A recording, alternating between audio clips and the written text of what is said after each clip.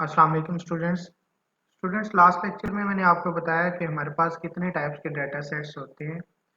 तो 3 टाइप्स के data sets होते हैं। First one is ungroup data, second is discrete data और थर्ड हमारे पास ग्रुप डाटा होता है। इन तीनों के ऊपर हमने बारी बारी measures of central tendencies apply करनी है। तो सबसे पहले था हमारे पास अरिथमेटिक मीन। अरिथमेटिक मीन को फाइंड करने के 3 मेथड्स हैं। किस तरह उनको फाइंड किया जा सकता है। क्वेश्चन हमारे पास है find arithmetic mean using direct method, ये फर्स्ट मेथड हो गया। Using shortcut method, shortcut method को आप चेंज ऑफ ओरिजिन का मेथड भी बोल सकते हैं, चेंज ऑफ ओरिजिन जिसमें कोई चीज माइनस कर रहे हो। और third one is step deviation method. Step deviation method जिसमें हम कोई चीज़ माइनस या प्लस भी करें और मल्टीप्लाई या डिवाइड भी करें साथ, तो वो हमारे पास स्टेप डेविएशन मेथड। इसको चेंज ऑफ स्केल का नाम भी दिया जाता है। शॉर्टकट मेथड को चेंज ऑफ ओरिजिन और स्टेप डेविएशन मेथड को चेंज ऑफ स्केल भी बोला जाता है। तो हमारे पास जो डाटा है, क्वेश्चन इसी तरह का ही आएगा। अगर डिस्क्रीट डाटा हो या ग्रुप डाटा हो या अनग्रुप डाटा हो, क्वेश्चन इसी तरह ही लिखा होगा।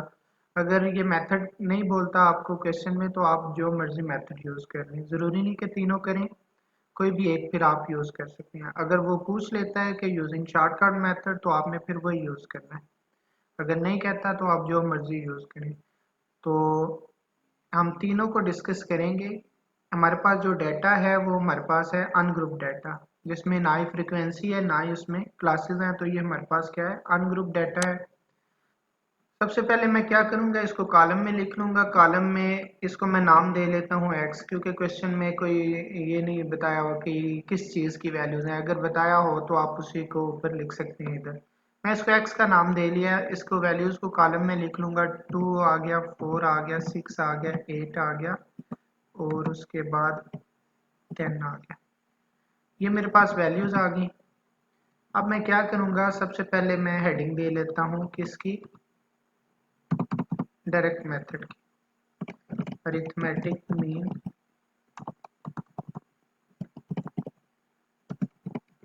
Using direct method.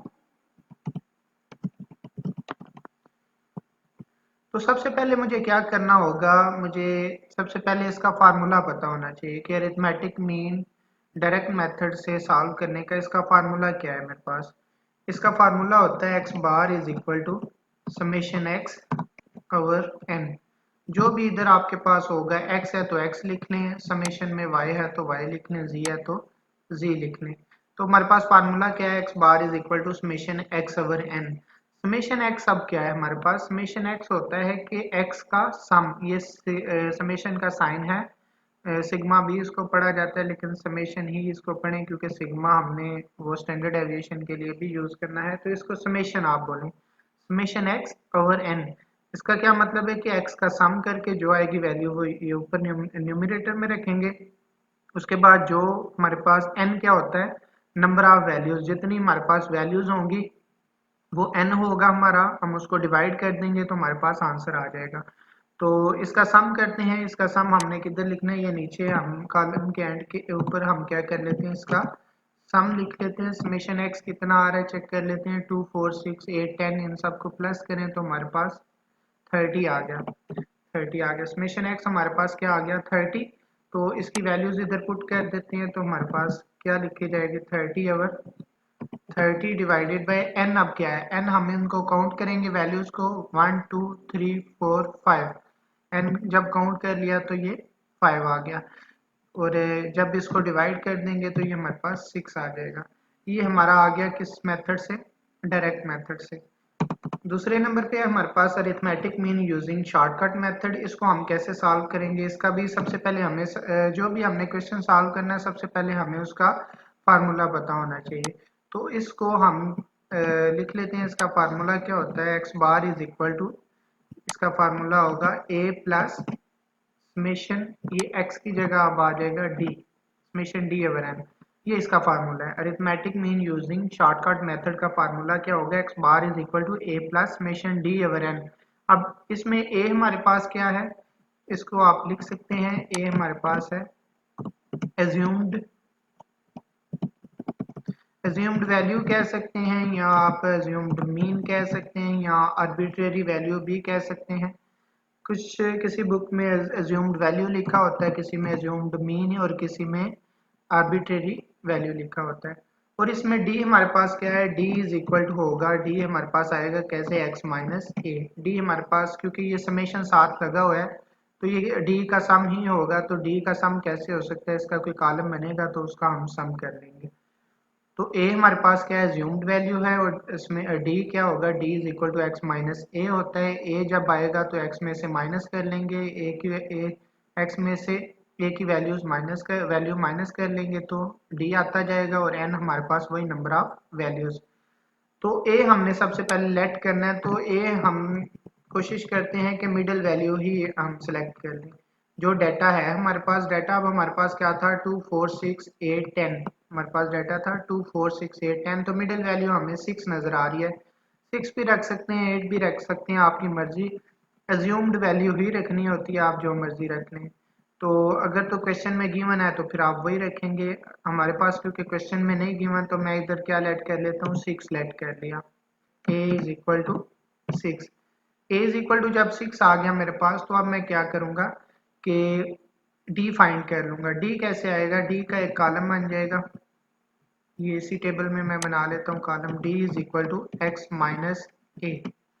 डी का कॉलम कैसे बनता जाएगा, x में से a की वैल्यू माइनस करता जाऊंगा तो d आता जाएगा। a हमारे पास 6 था तो 2 माइनस 6 करेंगे तो माइनस 4 आ जाएगा, फिर 4 माइनस 6 करेंगे तो माइनस 2 आ जाएगा, फिर 6 माइनस 6 करेंगे 0 आ जाएगा, 8 माइनस 6 करेंगे तो 2 आ जाएगा, 10 माइनस 6 करेंगे 4 आ जाएगा। इसका भी हमें सम चाहिए क्वेश्चन में, क्योंकि समेशन d है हमारे पास, तो समेशन d चाहिए।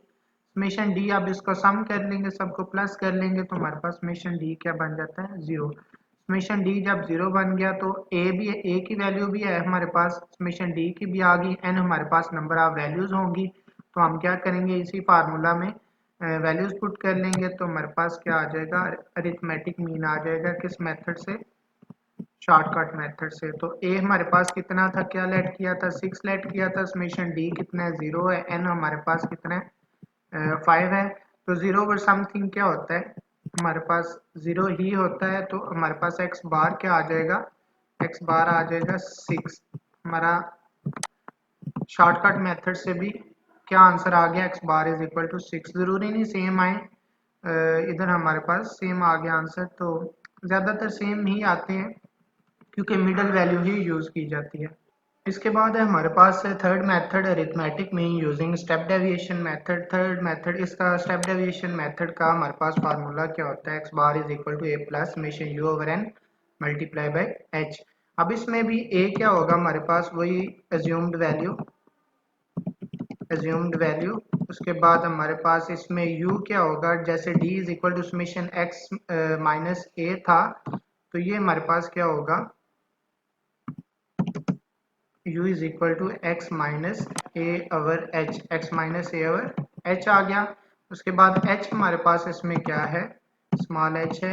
h is equal to interval आप कह लें, वैल्यूज के दरमियान में विड्थ कह लें या हाइट कह लें, ये हमारे पास आ जाएगा h। ये वैल्यूज के दरमियान में जो भी इंटरवल विड्थ या हाइट होगा हमारे पास h होगा।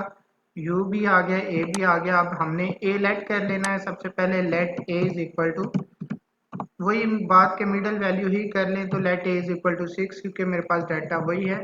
Late a is equal to 6 आ गया, मैंने उसी में से मिडल वैल्यू लेट कर ली। उसके बाद मुझे चाहिए एच चाहिए। एच क्या होगा, एच हम देख लेते हैं कि वैल्यूज के दरमियान में विड्थ कितनी है। वैल्यूज के दरमियान में वैल्यूज हमारी हैं 2 4 6 8 10, हर एक वैल्यू में हमें 2 का डिफरेंस नजर आ रहा है। अगर आपके पास वैल्यूज इस तरह की हों कि डिफरेंस वेरी कर रहा हो, तो जो ज्यादा दफा डिफरेंस रिपीट हो रहा हो आप उसको इंटरवल रख लें। तो h इज इक्वल टू हमारे पास 2 आ जाएगा, h इज इक्वल टू 2 आ जाएगा। तो हमारे पास इधर हमने u कैसे आ जाएगा, u is equal to x minus a over h. u किस तरह आएगा, x minus a over h। x में से माइनस करते जाएं a हमारे पास 6 है और h के साथ डिवाइड करते जाएं तो ये क्या आ जाएगा, 2 माइनस 6 डिवाइडेड बाय 2 करेंगे तो हमारे पास ये -2 आ जाएगा। जब इधर 2 ये वाला 2 रखना है x में और x की जगह, और -a हमारे पास 6 है, 2 - 6 -4 हो गया। -4 डिवाइडेड बाय 2 करेंगे h, क्योंकि हमारे पास 2 है तो ये हमारे पास -2 आ गया। फिर आ जाएगा -1 आ जाएगा, 0 आ जाएगा, फिर 1 आ जाएगा, 2 आ जाएगा, और लास्ट पे समेशन u हमारे पास आ जाएगा 0। समेशन u भी हमारे पास क्या आ गया, 0 आ गया। इसकी वैल्यू इधर हम इसी फार्मूला में पुट कर लेते हैं। ये जो हमारे पास फार्मूला था इसमें हम वैल्यू पुट कर लेंगे। x bar is equal to a कितना था, 6 था। समेशन u हमारे पास क्या आया, 0 आया। h कितना था, नंबर ऑफ वैल्यूज वही है, 5 है, और h कितना है हमारे पास, इंटरवल कितना है, 2 का है। क्योंकि ये 0 ओवर समथिंग 0 और ये 0 मल्टीप्लाई होके हमारे पास फाइनल आंसर क्या बचेगा, 0। तो हमारे पास फाइनल आंसर क्या बचेगा, 6। x bar is equal to 6। ये हमारे पास 3 मेथड थे जो कि अनग्रुप डाटा को लेके अरिथमेटिक मीन को हमने सॉल्व किया। इसके बाद हम डिस्क्रीट डाटा के लिए करेंगे नेक्स्ट लेक्चर में। अपना ख्याल रखिएगा, तब तक अल्लाह हाफिज़।